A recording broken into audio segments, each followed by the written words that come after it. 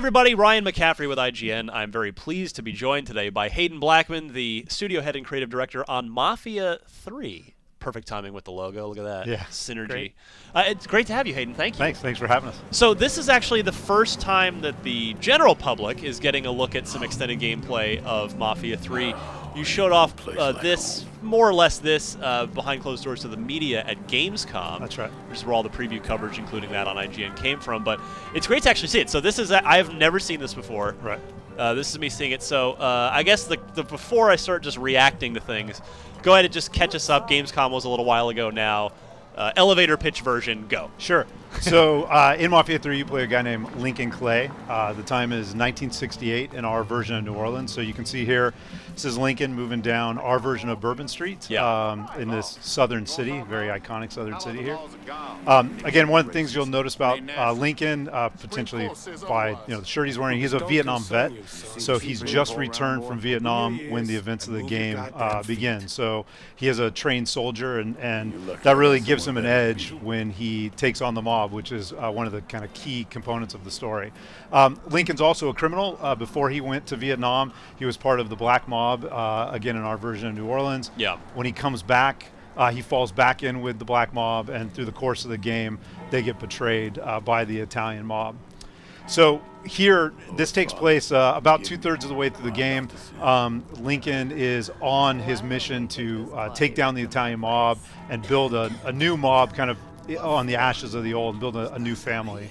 And one of the ways he's doing that is by taking down various criminal rackets. So he's learned throughout the course of the game that there is a drug dealing operation going on in the back alleys of the French Ward and places like this cemetery. And he can go ahead and head into the cemetery and hunt down informants to find out information about the mob and the racket, maybe get involved in a little bit of a firefight, all in the process of working his way up to some of the crime bosses that run the drug operation in the city. Right. So now I'm a big fan of the series. Illusion Softworks did the first two games, and now, but it's been taken in-house here at your studio at Hangar 13, which is a lot of former 2K Marin folks. And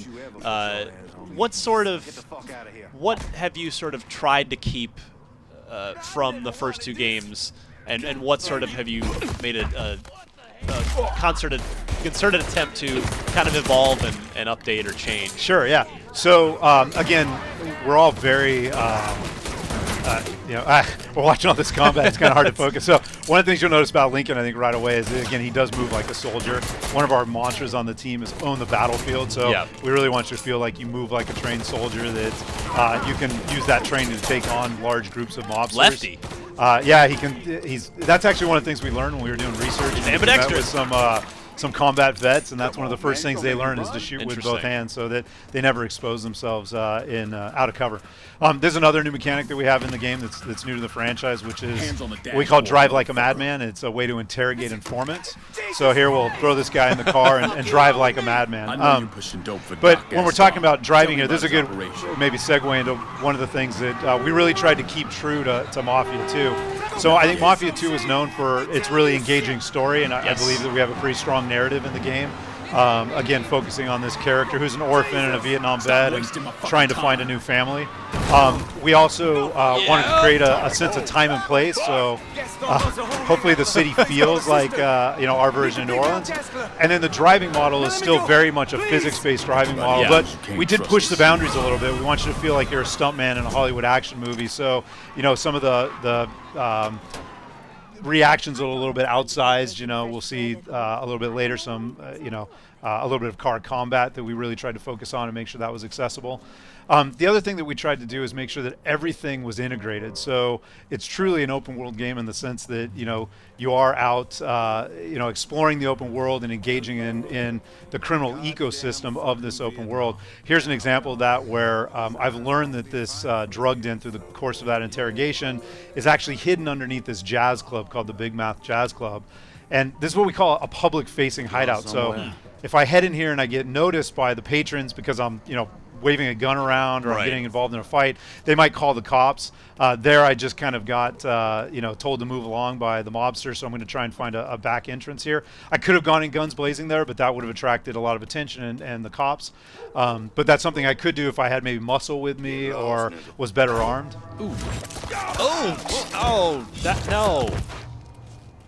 That might have been an overreaction. That's an example of one of our takedowns of the game. So you unlock those as you go throughout the game. But yeah, I mean, I have actually played. Like I said, I've reviewed both the first 2 games, and really, I was a big fan of both, Mafia 2 in particular. But the 2 things that sort of stood out for me on one of the plus sides for Mafia 2 was just the unbelievable art direction, and I'm already seeing that here, like some amazing lighting.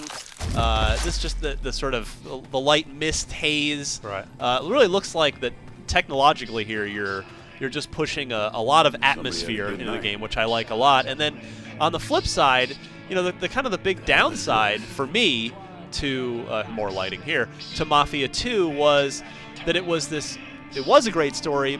It's set in this open world, but it was like there wasn't a lot to do in that open world. So are you guys looking to rectify that this time around? Yeah, absolutely. And that was one of our, again, very first pillars was how do we make sure you feel like you are in an open world that you can explore, that you can engage with, but how do we do it in a way that makes you feel like you're always making forward progress? So everything we do is kind of connected to Lincoln's quest to take down the mob or rebuild his own, kind of criminal empire. So, whether that is, again, finding guys to interrogate, doing open world activities that help fund your criminal operations, destroying hideouts. We have a number of hideouts in the game. This is an example, actually, of a hideout.